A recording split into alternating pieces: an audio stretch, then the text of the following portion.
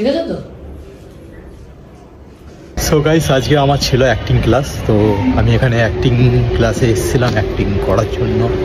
So কিছু acting perform করলাম, অনেক কিছু ভুলভালই করেছি। So let's see. ভাই এটা কি ইন্টারভিউ ফ্লোর? আচ্ছা, কত নম্বর চলছে দাদা এখন ইন্টারভিউটা? হ্যাঁ উজ্জ্বল আমি তো। হ্যাঁ আচ্ছা, ওই রুমে যাবো। ঠিক আছে দাদা, যাচ্ছি। ম্যাম আসবো? ইয়েস। ম্যাম এটা হচ্ছে আমার সিভি। বলছিলাম ম্যাম, ইন্টারভিউর জন্য এসেছিলাম, তো আজ থেকে একটু লেট হয়ে গেল, এক্সট্রিমলি সরি এর জন্য। ইন্টারভিউ দিতে এসে লেট হয়ে গেল? অ্যাকচুয়ালি ম্যাম আমি এর আগে না একটা জায়গায় ইন্টারভিউ দিতে গেছিলাম, তো ওখানে প্রায় সিলেকশন তো আমি হয়ে গেছিলাম, কিন্তু জানি না কেন আমাকে রিজেক্ট করে দিল। তবে আমি শুনতে পেয়েছি নাকি ওনার কোন এক আত্মীয়কে উনি চাকরিটাকে অফার করেছেন।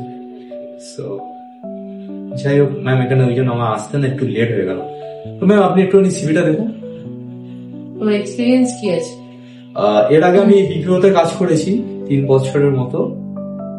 তারপরে কিছু ফিনান্সিয়াল প্রবলেম থাকার জন্য আমাকে মানে ব্যাক করে আসতে হয়, আরো ভালো অপরচুনিটির জন্য আমাকে যেতে হয়।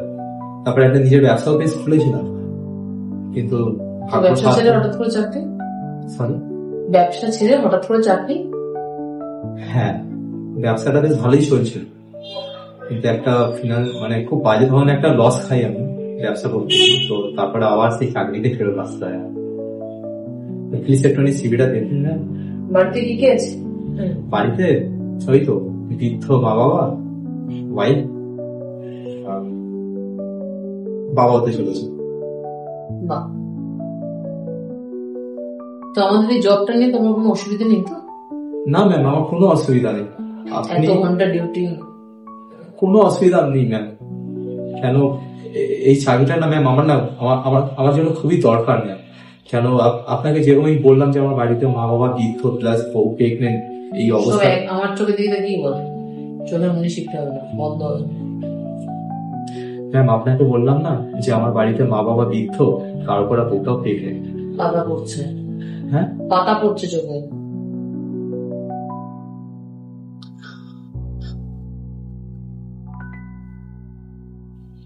ম্যাম আপনাকে বললাম না তাকাতে পারছি, আমি তাকাতে পারছি।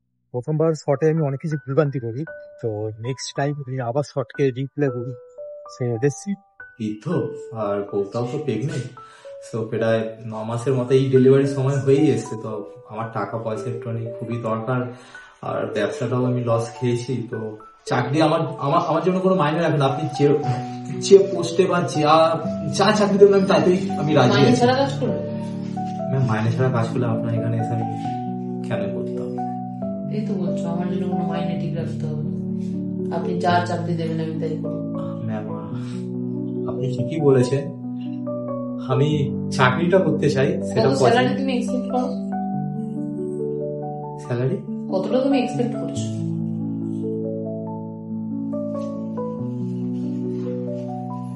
আপনি কতটা মানে এই করতে চাইবেন? দেখুন আমার এখন যা পরিস্থিতি 20,000 টাকা হলে আমার খুব ভালো হবে।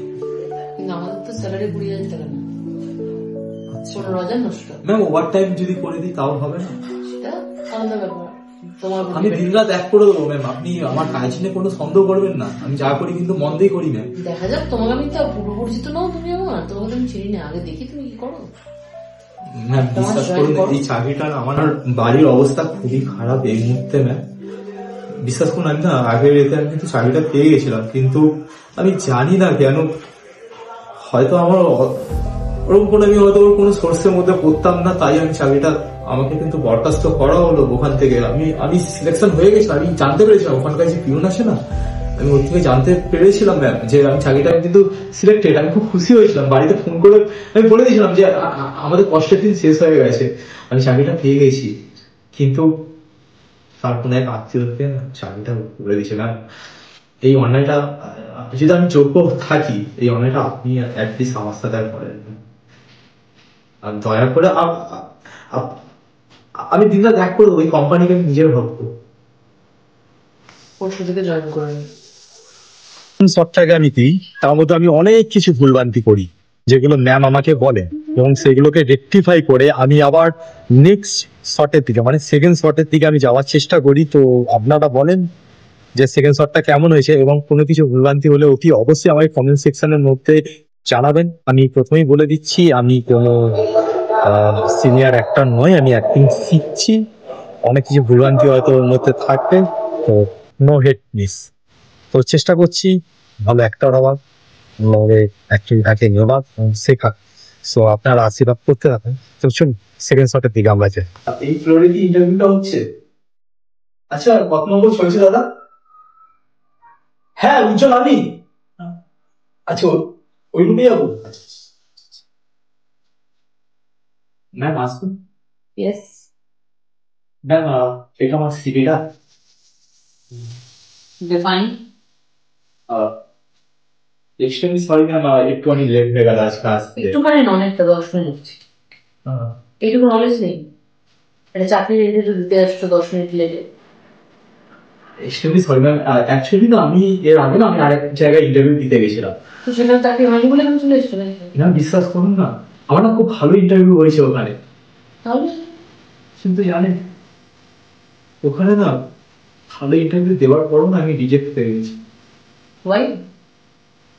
পরে আমি জানতে পারলাম ওখানে এক পিওনের থেকে যে ও কোনো এক আত্মীয়কে না চাকরিটা দিয়েছে, মানে আমি যেটা আমার যেটা যোগ্যতা ছিল না সেই যোগ্যতার চাকরি অন্য কাউকে দিয়ে দিয়েছে।